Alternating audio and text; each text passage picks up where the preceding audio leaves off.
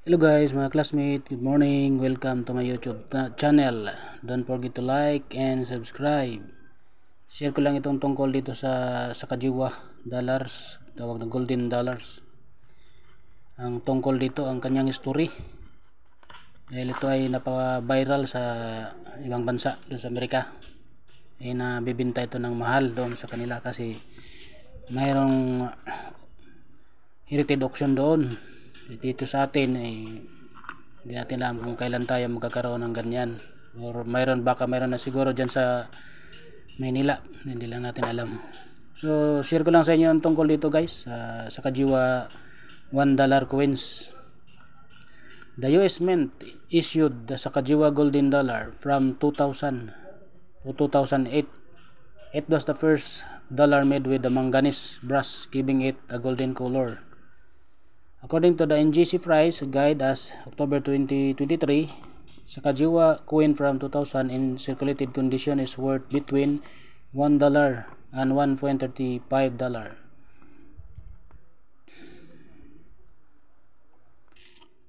However, on the open market, 2000 Philadelphia dollars in pristine and circulated condition sell for as much as $375. The dollar coin was issued near the 200th anniversary of the expedition, which occurred for 1804 to 1806. This is the one of the few US coins to feature a woman, which alone makes it rare.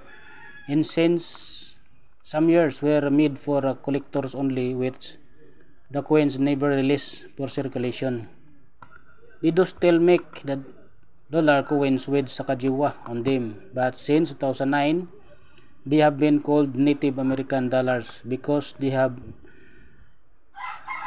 the reverse design, changed each year to highlight some important person or event in the Native American history. Also, since 2012, they have only been struck in the smaller quantities for sale to the collectors and not for general circulation. Not really 2000 was the first year for the design, and there were hundreds of millions of them produced. They also didn't catch on as much as the US government might have preferred, so most didn't circulate. The year 2000 Philadelphia minted Sakajiwa dollar is worth about $5 if it is in mint condition. The problem is finding a buyer is you will need to go to the coin dealer and they will pay less than what they can sell it. So if they can sell it for $5, they will give you about $2 maybe. I would recommend that if you have some more of mint Sakajiwa dollars coins that you have hang on them until they become more valuable than $5.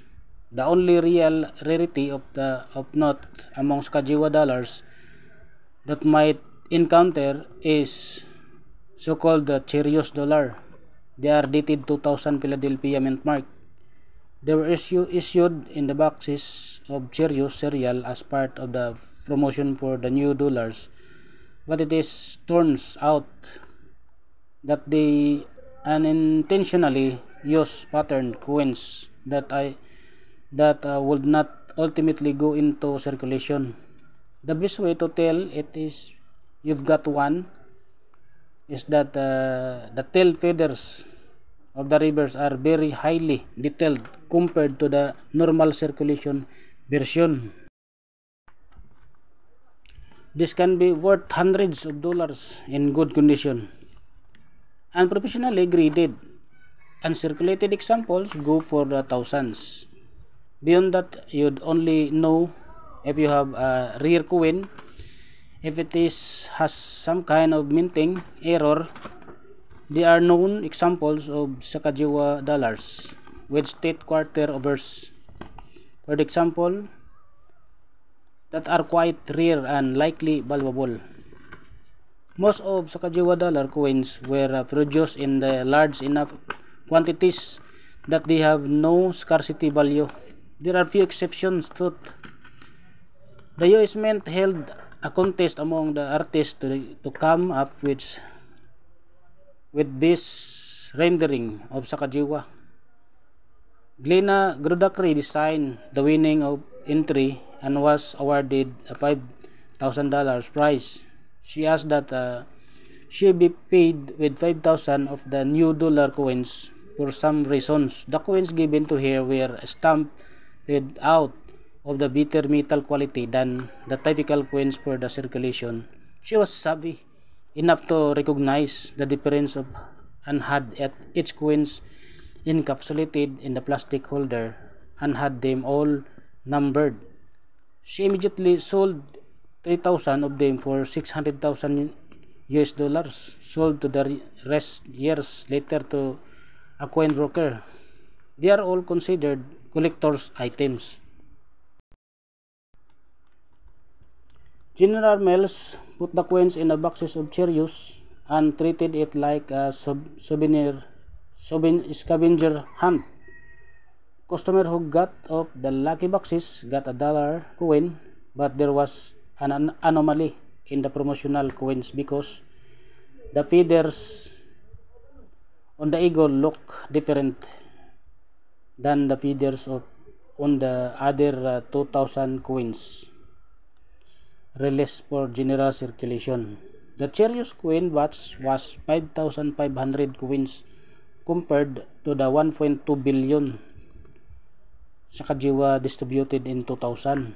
Also in 2000, the reverse of some Sacagaweas were mistruck, resulting in so-called wounded eagle coins.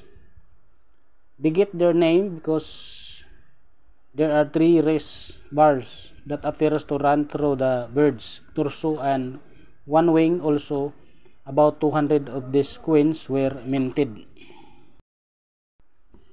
In 2007, some Sacagaweas were mistakenly engraved with age lettering that was supposed to go on to the presidential dollar coins only. The legitimate coins with mint lettering in the age are very worth a lot of money or more than dollars. So yun guys, ang kanyang history. Napakagandang kwento tungkol dito. At ito ay napakamahal pala sa Heritage Auctions.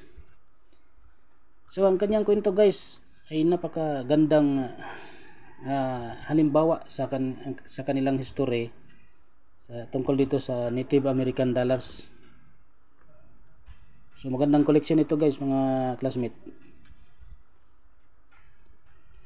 So hanggang dito lang guys. Maraming salamat sa panonood at pagpalain tayo sa ating Panginoong Diyos. God bless everyone.